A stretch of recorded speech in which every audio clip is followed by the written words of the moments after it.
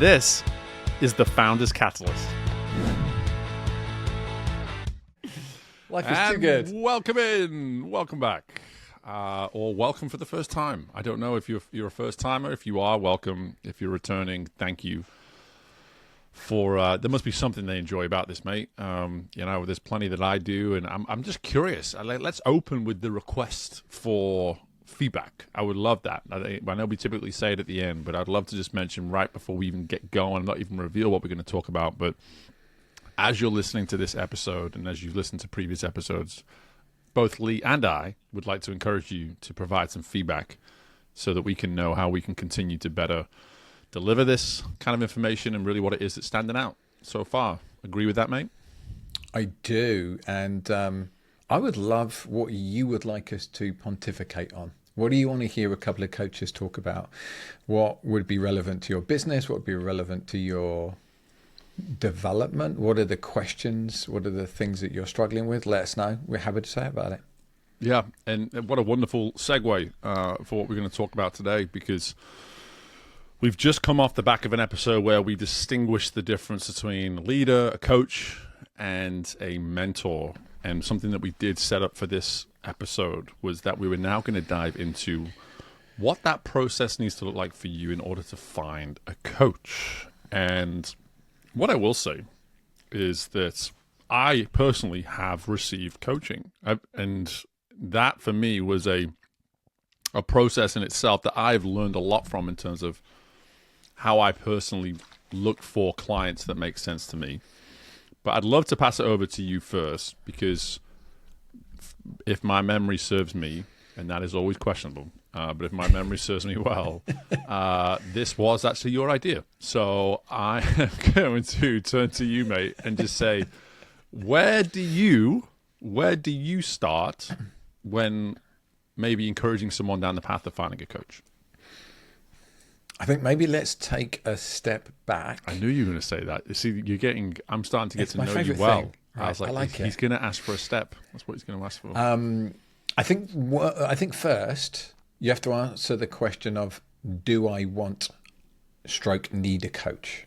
And then we can talk about what type of coach, and then we can talk about how you find the right coach for you. So I think, firstly, do you need a coach? And for me, for a lot of my life, I've prided myself on my own independence, especially when I was younger, right? I've got this, I can figure this out. And it's so interesting as I've got older and realized, one, that there's so much more to learn and I can't figure it all out by myself because it's too complex. And I need to hear other people's opinions, and also need to have reflections of the blind spots of my own abilities, my own thought patterns, my own processes that I just cannot see without support. I've realized that I need a ton of mentorship, coaching, friendship, reflection. And I think everybody has to go through this process where there is some, especially for men, kind of bravado and machoism of, I can do it. I'm the hero, I'm the CEO, buck stops with me, I'll figure it out. To something happens in your life where you realize, oh no, I really need support, and support is vital. And two things have done that for me. One was having a narcissistic father that couldn't give me the love, support, mentorship that I needed. So from a young age, I always befriended older men looking for that kind of support and wisdom. And then when I broke my shoulder and kind of really severely injured myself, I took a couple of reconstructive surgeries. I realized that there was a whole nother level of vulnerability I hadn't fully gone to.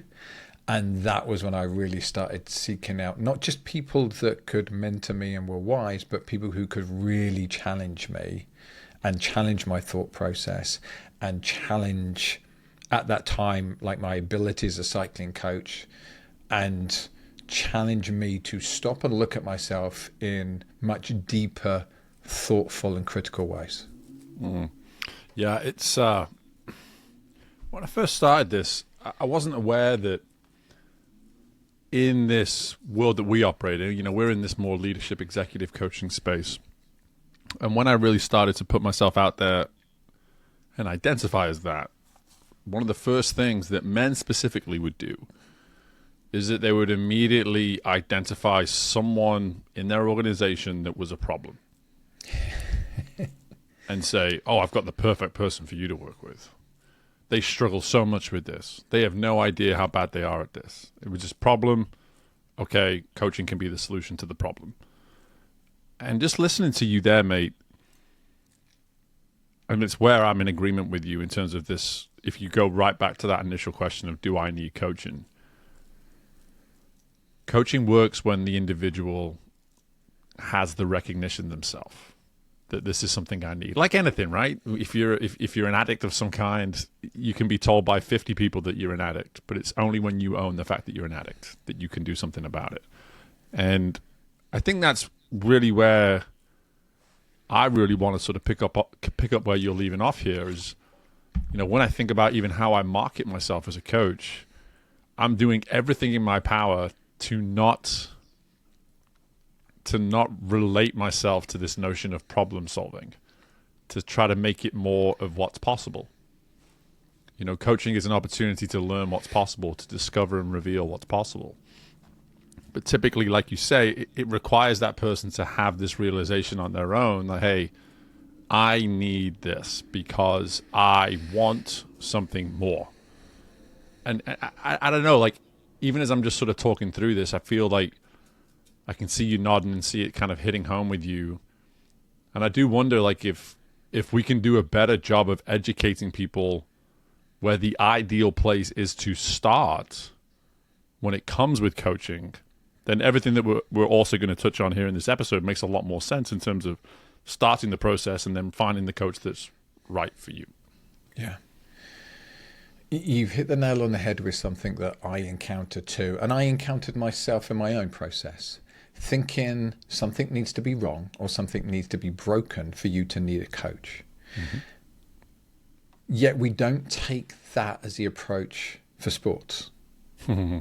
Right? So you don't say to a sports person, oh, you only need a coach if you've got an injury. Or you only need a coach if, you know, you lost a game. That's not how we look at it. We look at it from a sporting perspective, that a coach is there to help you optimize everything. And that's what we do, I believe. That's my driving purpose. My driving purpose is I want to make the world a better place. My vehicle for doing that is coaching the smartest people that I can find that are having the biggest impact possible. So that is my purpose. Yeah. And also running men's groups, because I think men need a lot of support more than they realize. And there's a lot of work that we need to do with men to help them understand themselves on a level that most men currently don't. And it's the same for leaders. For you to be really, really effective, you need to have a deep understanding of yourself. You need to have a deep understanding of how you show up in relation with others, the things that you're very good at, the things that you're not so good at, the things that you could get better at, the things that you need to accept that you may never get better at. And from that space, you can then think, well, how am I going to optimize what I do, including my relations, including the way that I turn up, including the impact that I want to have. And I'll give you a quick example. I've just got off a coaching call with a client of mine, incredibly capable person. Number 2 at a very highly functioning company. And we're now talking about what is next in life for this person. What do they want to create? What is the next 20, 30 years of their life look like? So it's not just how do they be a better leader right now, and that's something that we're also talking about, and how do they be more effective, and how do they make smart choices, and what are the blind spots they haven't quite figured out yet and aren't quite recognizing. But also we're looking at what does their life, when designed with intention, look like? And we've mentioned it on this podcast already. I'm currently doing the 9-box exercise with them, so you can go back and listen to that episode. And it's really this instead of life just happening to you, is taking your life and being very intentional about what you want it to look like. And we do that for our leadership, we do that for our health, we do that for our relationships, and we do that for what our life and our career and our purpose look like. And I particularly am interested in the purpose career part of it. That's where I really like to play with people. Yeah. And listening to you, it brings us to that point of this where we say, okay, how do we start the process then?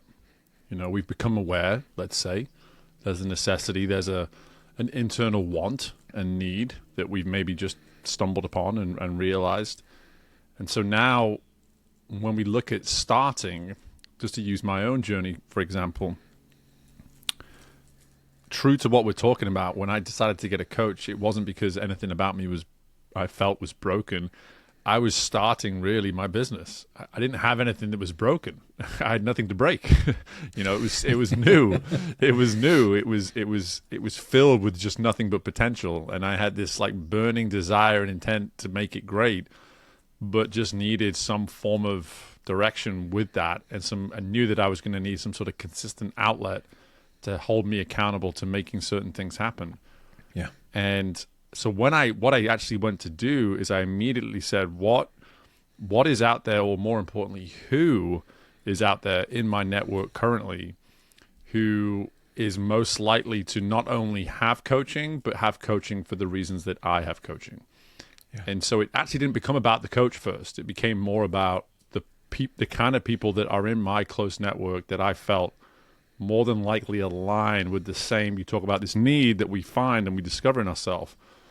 Who are my 5 to 10 people if I were to look through LinkedIn right now, if I was to look through my phone right now, if I was to scan back the last 10 years in my mind right now, who might those 5 to 10 people be who want similar things to me, that maybe once I reach out to them, I will come to discover that they do rely on coaching and that they can actually provide me some insight on who they've used during that time. And so for me, it was almost like that connection of like, okay, I know I have the need, I know I have the desire, but why would I just type in coaching in Google and start going through whatever's on the list when contextually that has absolutely no relevance whatsoever to what it is I know I need. And therefore, if I can find those kind of people and I know that they exist out there, why not go to them first as almost a stepping stone to then finding the coach that makes the most sense to me? Yeah. I think there's a couple of responses I have here. The first one is I just want to be really clear. I believe everybody deserves a coach. Mm-hmm. I think everybody needs one and deserves one, because life isn't designed to be done alone, number one. We're community animals. And we all deserve to have that level of support. Just as we believe athletes have that level of support. And I'm talking from amateur athletes to Olympians. They all have coaches, right? From young kids right up to people winning Olympic gold medals. They all have coaches. I believe that we deserve that as human beings, and especially as leaders. If you're listening to this podcast, it's a high chance that you're in some kind of leadership capacity, most likely a founder yourself. And I believe that you deserve that. So I just want to be very clear that I think everybody deserves that. And then, how does our business work? It's not like a lot of businesses where you just Google leadership coach, because what you want is you want the right person for you. And I love your approach of going, well, who have other people like me chosen, right? And why have they chosen that person? And that's one of the great things about coaching and therapy that I see is we all have our niches. I am not for everybody. You are not for everybody.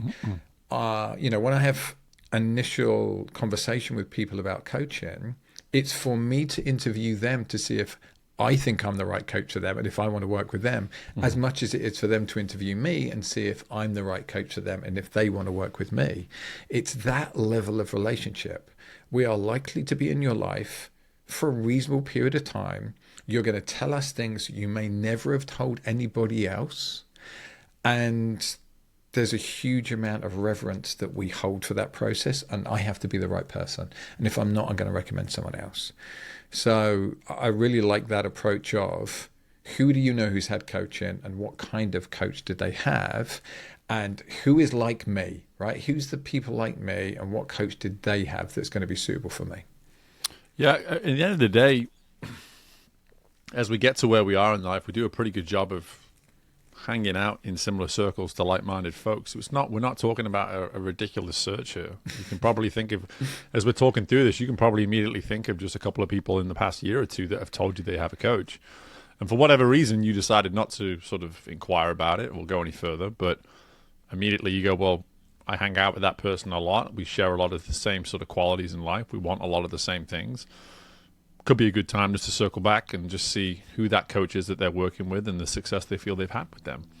But something I would love to also just discuss with you too is what is it people need to better understand when they have some sort of resistance to the notion of coaching.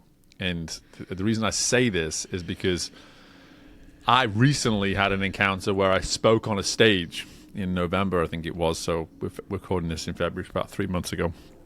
And came off the stage, and this lady approaches me almost instantly and says, "That was not what I was expecting." I said, "What were you expecting?" She said, I just thought you were going to come in and just share some insights, and I feel like you've really challenged me in a way that I wasn't expecting to be challenged at 8:30 in the morning. And I said, "All right, I think you're welcome. You know, I think that's a compliment there." And she says, "Oh, it's very much a compliment. You know, very much a compliment." Like she goes, "In fact, I've never even considered coaching to be something that's, you know, an effective method. I never even considered it. I have a successful business. I feel very happy about it. But the more you spoke, the more I suddenly felt this need that I need coaching." And we had a couple of meetings off the back of that. And what's so funny about it is that it's yet and probably never will come to anything, because this individual cannot get past this built-in belief that coaching isn't necessarily something that they need. You know, it's a limiting belief. They've decided that, hey, I've gotten this far. I probably can make this work on my own. And then you look at the logistics and the costs and all that kind of thing, and you use those things as a reason to avoid the coaching process. So, you know, this is something that's recently happened to me, and it's something I've learned to actually not fight anymore or push back or anything like that. It's just like, hey, you'll figure it out in your own time, and if I'm not the coach that's around by that point, it's all good.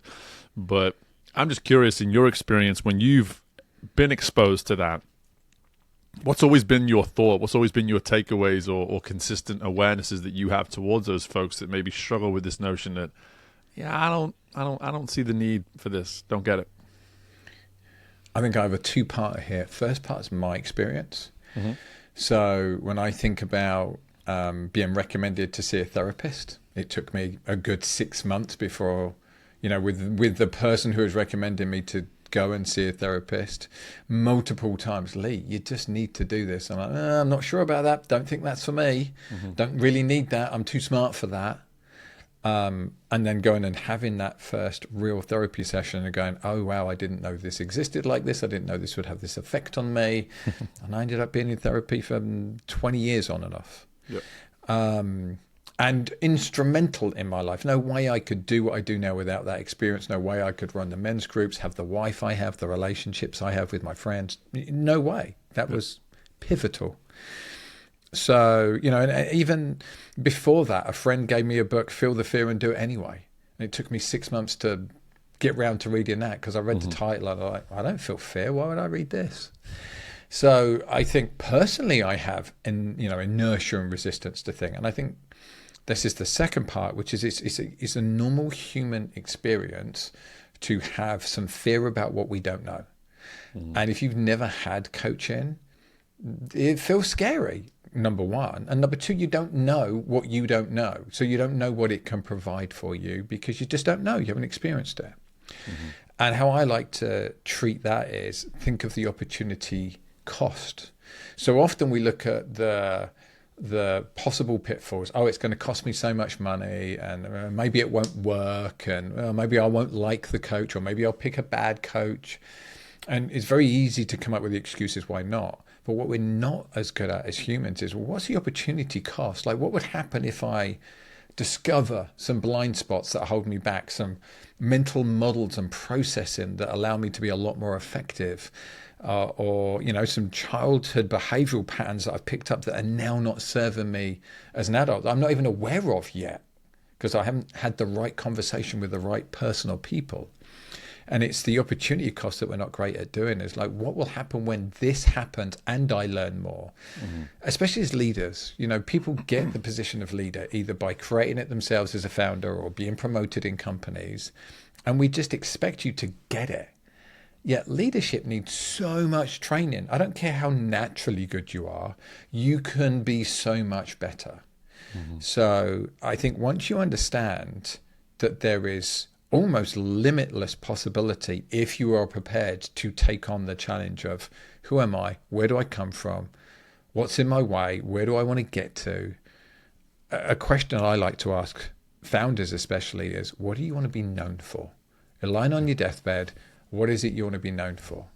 And then working back from there, what needs to change today for you to be known as that person who had that impact? Yeah, and it is one of my favorite sayings when I'm typically talking to people for the first time about coaching is there's usually 3 buckets, and each one of these buckets progressively gets larger and larger. The first one, the smaller bucket, is you know what you know. And then there's this bucket of you know what you don't know. And typically there's this enormous bucket that is you don't know what you don't know. And one of my favorite things just to really now direct this towards, like, again, if you do have reservations or you've had a bad experience, let's say maybe someone's listening to this has had a bad experience with coaching and has completely put them off. I get it. It's same as you alluded to with therapy. I know tons of people that push therapy away because they had a really crap experience with their initial therapist. So just to kind of direct now to almost like a little bit of motivation and to help people see the importance of trying again or trying for the first time. It's one of my favorite things. I was literally talking to my wife about this a couple of days ago, is I can have these sessions sometimes where I'm about 30 minutes in and I'm very aware that there's a possibility that the client isn't getting much from our time so far. I'm just sat there, I'm just like, we just seem to be kind of talking. We don't really seem to have the kind of direction that we typically would have. And so as a coach, I try to shift into almost like a more aggressive gear. How can I light some sort of fire now within this conversation in a healthy way, just to say like, hey, let's optimize our time. Let's ask some powerful questions right now just to get us into a more intentional space. And it can lead to like the 45, 50-minute mark. It can lead to a single revelation, a single moment across an entire hour of conversation. And to your point, the opportunity cost right there, you strike rich in that moment, in that 1 minute of the conversation. Something comes out of the individual that they had no idea it was going to come out today. They had no idea where it came from. And they sit there and their entire assessment of the hour is nothing but, wow, what wonderful time well spent.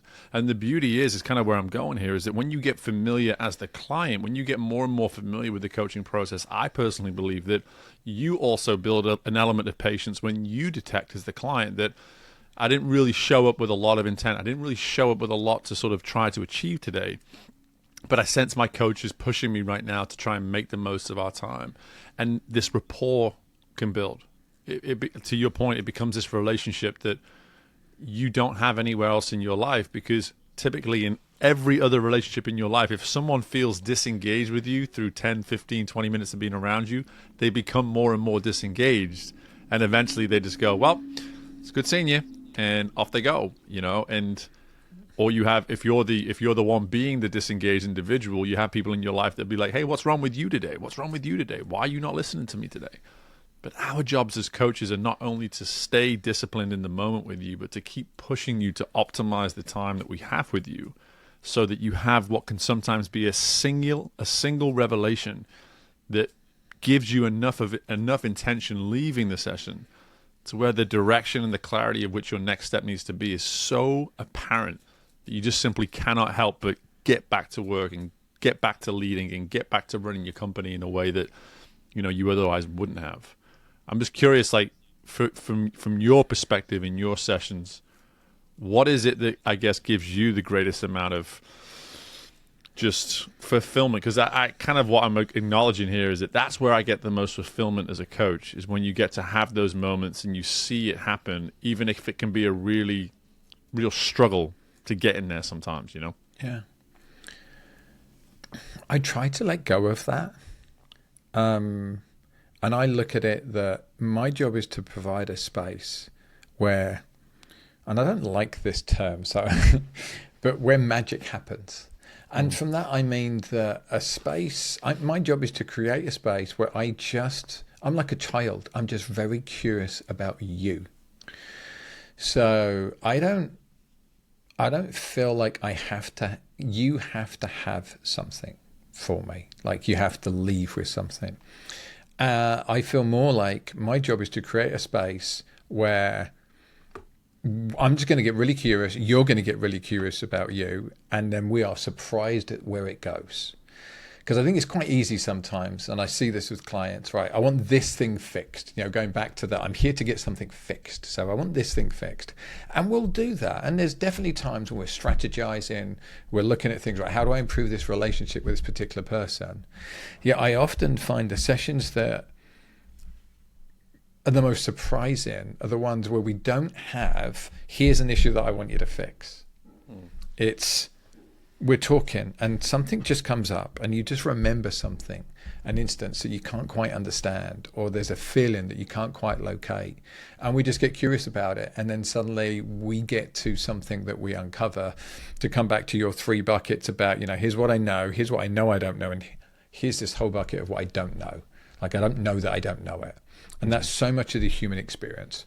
Many of us listening to this will know about the Dunning-Kruger effect, that we are often at our most confident when we know the least amount, because we're unaware of how much more there is to know.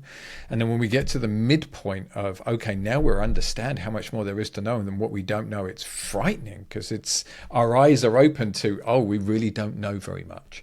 And I experienced this as a cycling coach, where I thought I knew a lot about cycling. And then I suddenly realized how much more there was for me to learn and become an expert on, and how much more complex physiology, aerodynamics, tactics, mechanics were, that it was overawing at one point. I'm like, God, I don't think I'm ever going to be good enough. And then I got towards the mastery at the end of that coaching career. I'm like, okay, now I really have a handle on this. But the amount of learning I had to do to get there. And we need to turn that lens to ourselves. We think we know ourselves. We don't. I'm 52 years old in a month's time. I've been in therapy since I was early 20s. I've done men's groups. I've done coaching. I've done coaching groups. I've done retreats. I've done psilocybin experiences. And I'm still learning new things about myself. I've only recently discovered I'm autistic. I didn't discover I was dyslexic until my mid-40s. I know the impact of those things because I felt them in my life, but I'm not actually fully, right, this is another facet for me. Yeah. So that, in a way, fills me with so much joy that we get to do this work with people where people get to have these, you listening will get to have these discoveries of, I didn't know that about myself, and it's impacting me, and now I know it, and now I can't turn it off. And it's like, okay, now this is something that I'm going to experience and learn and adapt. And I think we need to shift gears a little bit here with, okay, you've sold it to me, Steve. I want to coach, right? I get it. I want to coach. I want that experience with somebody else that can reflect things to me I can't see myself, that can share insights with me, can share emotional models, teaching, relationship, advice, feedback, that can give me the feedback that nobody else is willing to. One of the things I think me and you are very good at is giving the feedback that other people are either afraid to give or have a bias about. When I'm working with you, I don't have a bias. I don't need you to be something. I don't need you to be a particular way. I'm here to support what you want and the version of you that you're trying to create. And I may feedback the things that are getting in the way of that. But I don't need you to be something for me because I'm not in relationship with you. I don't need you to be a particular type of romantic partner or friend. So all of that, right, we're in. How do you now pick the coach that's going to be right for you? Let's wrap this up with, what do you need to look for it to be the right coaching relationship? Yeah, the way I answer that is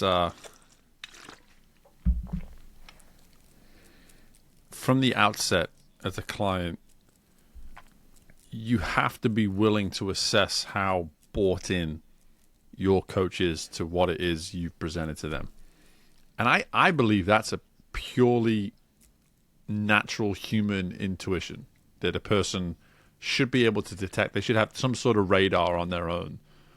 For me, it is one of my favorite things that I get to say, and I'm blessed to say that my clients will say about me too, is that when I succeed, Steve is probably the most excited to see the success. And when I discover, Steve is probably the most excited. I'm in it, in the trenches, feeling it all, experiencing it, excited for you just as much as you are excited. And probably more often than not trying to insist that you get more excited or celebrate better, even though I can certainly look in the mirror and do better at that myself.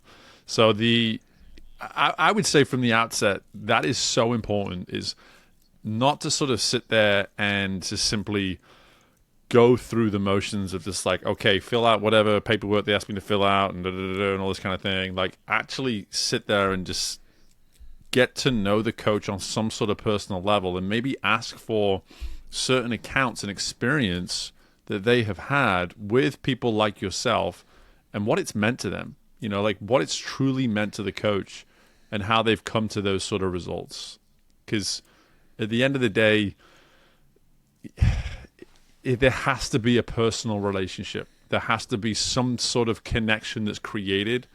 And while it's not just about, hey, how much do they enjoy the highs and celebrate that kind of thing with you, you need to feel as though this is a person that can get you, that can understand you, and that can see things in a way that clearly allows you to feel heard and feel seen in the process. So that's how I answer. And it's the one thing I'm doing that as a coach too.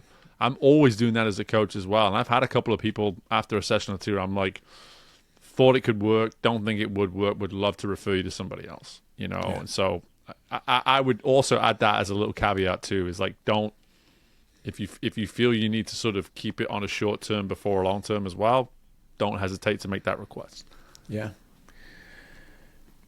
So I think my recommendation would be, firstly, you got to feel safe with that person. Mm-hmm. Like, you've got to feel that you can trust them, that they will honor your boundaries, so they're not going to talk about you to other people, that they're going to, especially the kind of work I do, I work with multiple people in the same company. Right. That's my engagement. Yep. You have to feel very comfortable that I'm not going to share the information. So I think, number one, you got to feel comfortable, as in safe. And then I think you've got to feel as though, just as you said, I think it's really important, this person is on my side and wants the best for me, to the point that they are willing to share things with me that will be uncomfortable. And I remember one of my first coaches saying to me, you as a coach should be prepared to lose your client because you're going to say the thing that matters the most, and they might get pissed off with you. Yep. So you want a coach that's prepared to lose you as a client, because giving you the feedback that you most need in that moment is more important to them than keeping you happy as a client. Because there are coaches out there that are cheerleaders only.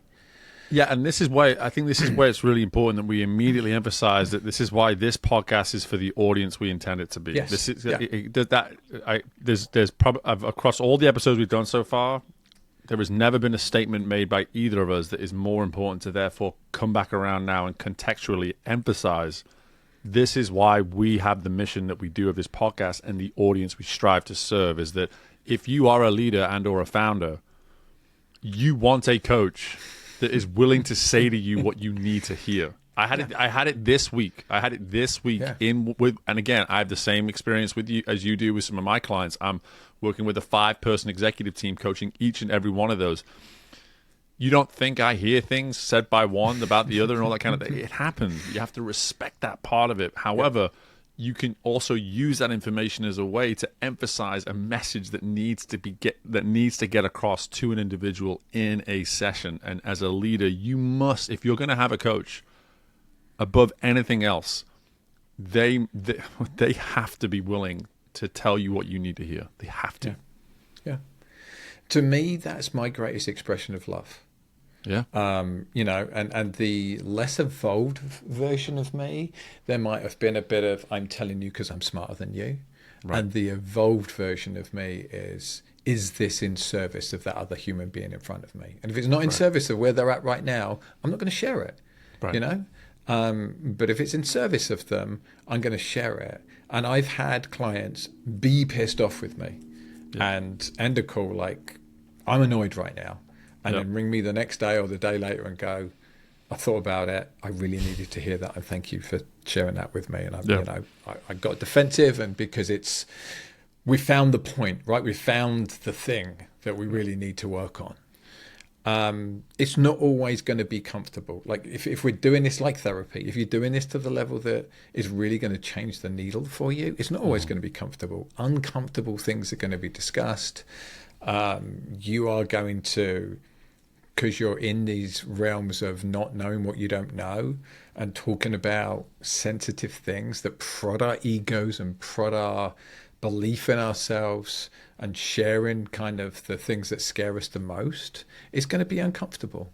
So that's something to know. And that uncomfortableness is okay.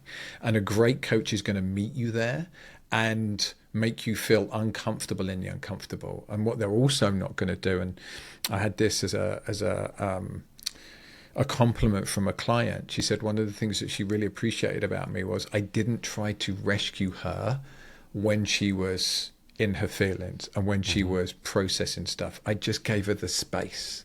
I gave her the room, the time to let her process, and I was her partner rather than her rescuer. And again, you might experience coaches that don't want you to feel discomfort because they can't cope with you feeling discomfort. And we definitely see this in our partners, right? Our romantic partners especially don't want us to feel discomfort. So want to fix us, take our pain away, or never allow us to feel pain.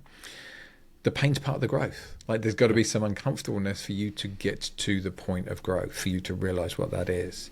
So you want a coach that can sit in you with that discomfort without feeling like they need to take it away or fix it, because they trust that you will be okay. Yeah, 100%. Love it. And I think at that point, this is a great place to stop, because if you are listening to this as someone who's been on the fence with coaching, you've just been inundated with a ton of reasons why, and we've also created a space for you to even reach out and ask more questions, I'd like to believe. I think that's maybe on some level why I preface this entire episode with like, what a great time to sort of reach out and give us some feedback. If there's any questions you have based on what you heard, we're here to answer them.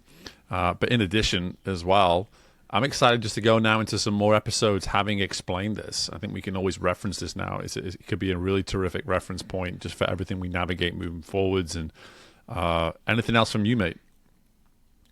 I think just to wrap up, like looking for a coach, interview more than one coach.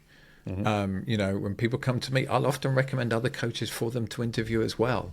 I take it so seriously that this has to be the right relationship. I would much rather you didn't work with me if you found somebody else who was more suitable to you than me, because I think this is such an important relationship. So interview multiple people and trust your intuition. Just don't pick the coach that you like the most. Pick the coach you think is going to do the right job for you. Well, on that note, mate, just know that I like you, and I know you do a great job. So just want to mention that. Yeah, that made me blush. Yeah.